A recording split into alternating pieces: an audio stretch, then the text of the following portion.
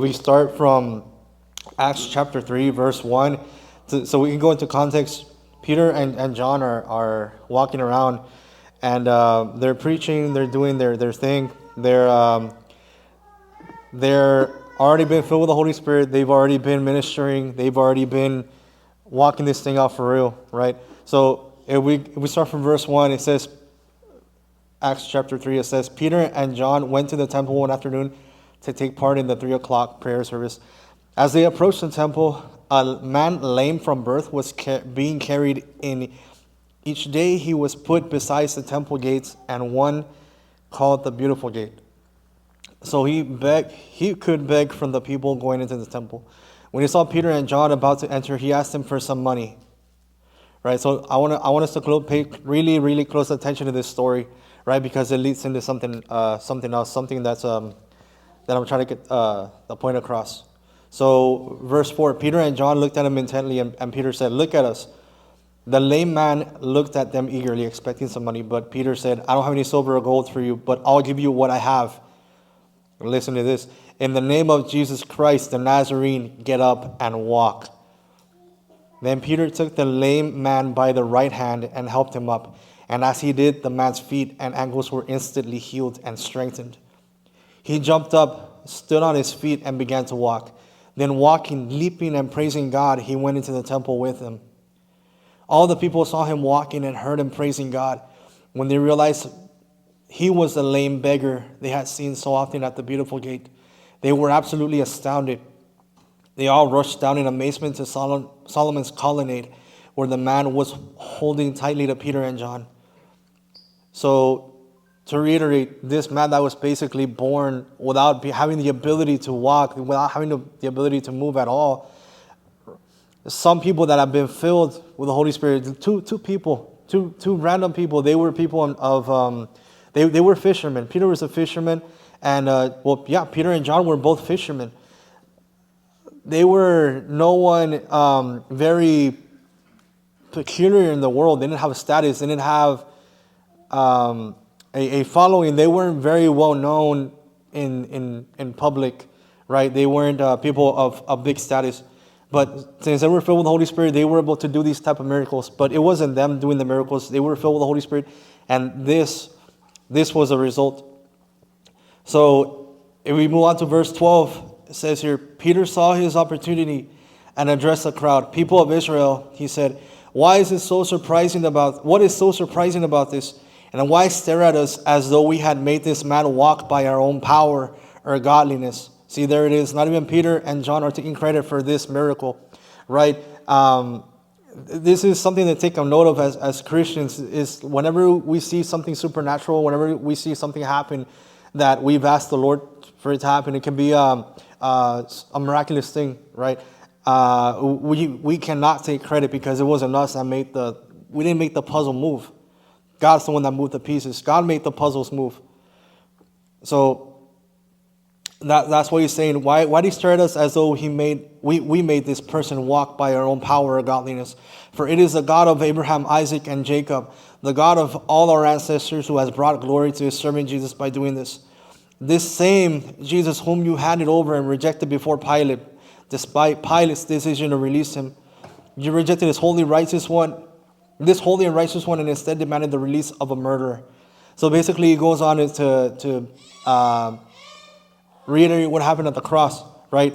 A righteous man was condemned to death, while the unrighteous was let go. That is essentially the gospel, right? Jesus paid the price for Barabbas. That's why Barabbas was let go. That's why he was set free. Right there, in and then, was a perfect example. Hey, you deserve death. You deserve this. You deserve to be condemned.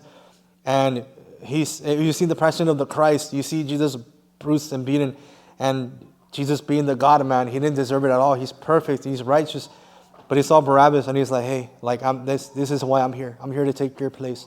You don't deserve it, but I want to give you an opportunity to be with me. I want to make you godly. And that's the whole point of why Jesus Christ died, the forgiveness of our sins, but spiritually to make us godly, to bring us into the family of God, right? That was the original plan. We're supposed to be part of the family of God, and that's what Christ did on the cross. He brought us back. He reconciled us back, into the family of God. That's why we now hold the title of sons of God, right? So basically, he goes on to do this. They perform this miracle, not them, right? But the Holy Spirit uses them to perform this miracle. Now, I want to get into the meat and potatoes of this. So if we go to the next chapter, Acts chapter 4, it says here, verse 1, while Peter and John were speaking to the people, they were confronted by the priest, the captain of the temple guard, and some of the Sadducees, which were the religious people, right? They were not just religious by following a bunch of rules, but they had a heart posture of pride. They had a heart posture of them knowing everything. And I mean, like when you study something, you're going to feel that way, right? But they had it at a very enormous level to where they even crucified Christ for their own ego. They're like, how dare you? Right? That was the kind of heart that the Sadducees and the Pharisees had, right?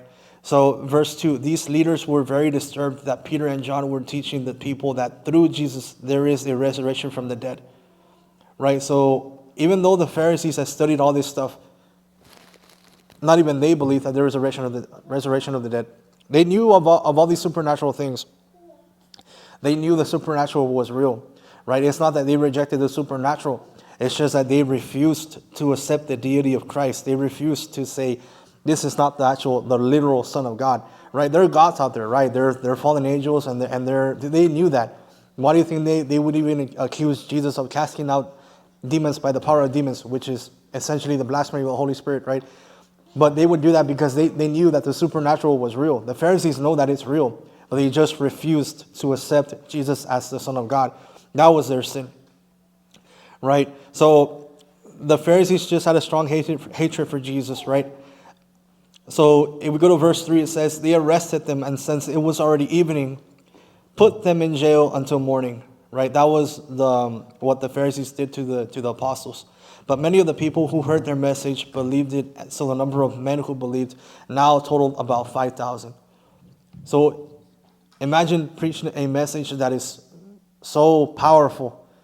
It's not you. They just saw that, hey man, this guy was literally right here begging for money for the past 40 years. Right? Down the street, hey, he's always next to the taco stand. He's always asking for tacos. He's never done anything. He's literally just there begging for food. And you go up to him and you ask him, hey, like, what's your story? Like, what's your deal? Like, just out of curiosity, like, what's your story? He tells you, I can't walk. Right? And you've known this person since you were like an adolescent, and now you're like an adult. And all of a sudden you see this guy who you're like, this guy has no chance. Like, he's done. Right? Now the God-man, well, the power of the Holy Spirit through other insignificant people. So you would think, right, society-wise, random people filled with the Holy Spirit just go up to him, they pray, and now you just see that same person that you saw next to that taco stand for decades just walking around, giving praise to God. Hey, but what's so extravagant about that person giving praise to God is what is so powerful in your life. This is not the meat and potatoes, right? But just like a side note, like that was so powerful that in public he's like, wow, like you really did this for me. So verse 5, the next day the council of all the rulers and elders and teachers of religious law met in Jerusalem. Annas, the high priest, was there along with Caiaphas, John, Alexander, and other people that were of status in the area that they were at, like the rulers, the governing people, right? So, and then verse 8, then Peter, filled with the Holy Spirit, said to them, rulers and elders of our people, we are being questioned today because we've done a good deed for a crippled man. Do you want to know how he was healed? Let me clearly state to all of you and to all the people of Israel that he was healed by the powerful name of Jesus Christ of Nazareth, the man you crucified, but whom God raised from the dead. For Jesus is the one referred to in the scriptures. Right? The stone that you builders rejected has now become the cornerstone. So take a look at John and Peter's faith. They had enough faith in the name of Jesus. They didn't picture it in their minds. They didn't really have to really like focus on it or none of that. You know how people make it seem like, oh, you gotta focus, you gotta really put all your attention. No, they just believed, and that's basically what it was. It was just the trust that they had in the power of the name of Jesus. because they were with Jesus, and Jesus told them, if you believe in my name, right, if you just believe, if you trust, if you really believe what I'm telling you, you can cast out demons in my name, you will heal the sick, you will see the lame walk. If you trust what I say, then I'll honor your request. That's basically what he meant to say. If you trust what I say, because if you trust me, that means you love me. If you trust me in my word, if you take my word for it, I'll honor your request. That's basically what faith is. That's the kind of faith that God wants. Like, do you trust me? If I'm telling you I'm gonna do this, do you trust me?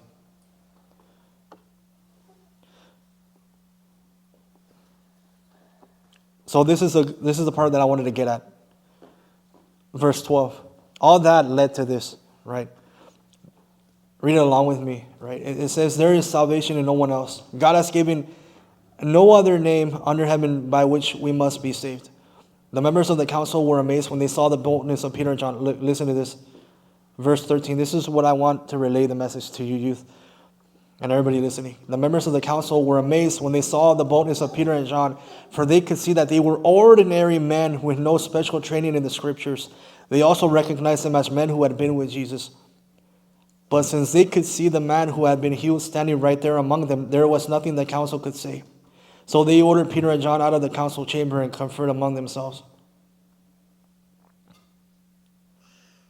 So Peter and John were not men that had studied the scriptures, right? They could read, because back then that was a very rare thing, right? Only the males could read. Only the males were considered somewhat educated. So the Pharisees are like, we know all these scriptures. We know God because we've studied Isaiah. We've read the scroll of Isaiah. We've read the scroll of the old prophets. We know God, right, because of the information that we know. But Peter and John had literally walked with Jesus. Peter walked on water with Jesus. He knew. He's like, you're really him. You're the God, man. Like, it's not just words. Like, there's a relationship right there. Like, I know you and you know me. Right? That was the specialty that they had. That was a special bond that they had. It wasn't just knowing them by, oh yeah, I've read about you. It's one thing if I say, oh, I've read about you, and it's one thing, hey, like I've been with you. Like, we've fished together, we've gone we went to weddings together, like in the wedding of Cana, we've traveled together, we've done all these things together. That's very different than to say, oh yeah, I know you, I've read you in Isaiah, I've read you in John, I've read about you in the Bible. Oh yeah, I went to seminary school. That's not bad, right? But it's one thing to be like, oh, okay, yeah, I have a degree, but what is your story with Jesus? Like, what can you say? Yes, like, Jesus, remember when you took me out of this? Remember when I cried to you, Jesus? Remember when we were going through this and I never thought I was going to make it out, and you were there with me the entire time? Remember when you let me know that you were always there?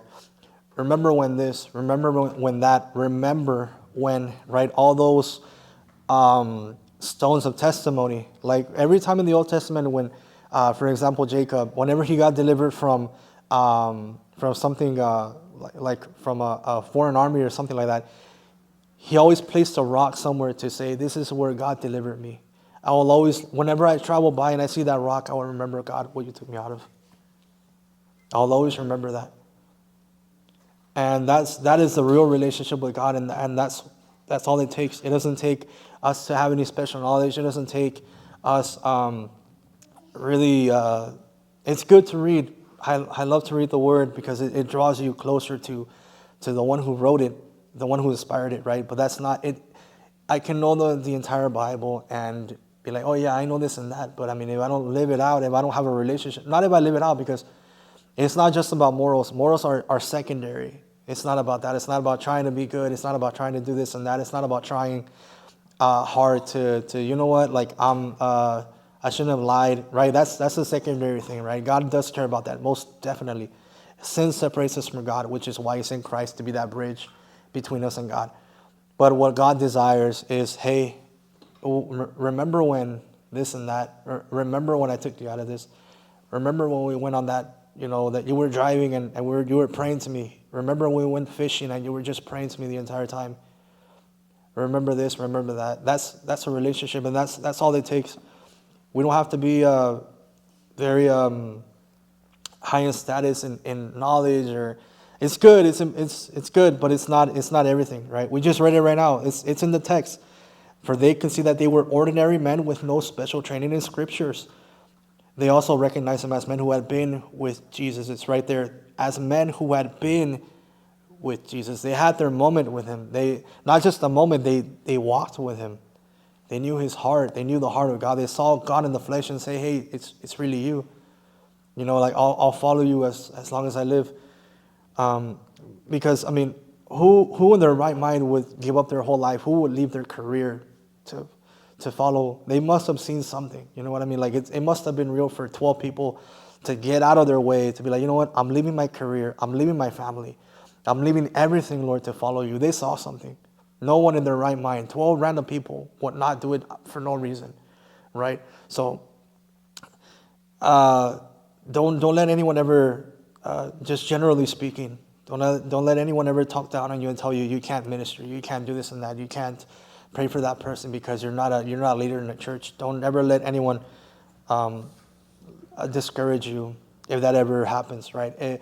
If you see someone that wants prayer and someone tells you from a church, hey, like if you're not under like someone like overseeing you, like you can't pray for that person, you can't be preaching, you can't be doing this and that, you can't be doing ministry on your own private life, right?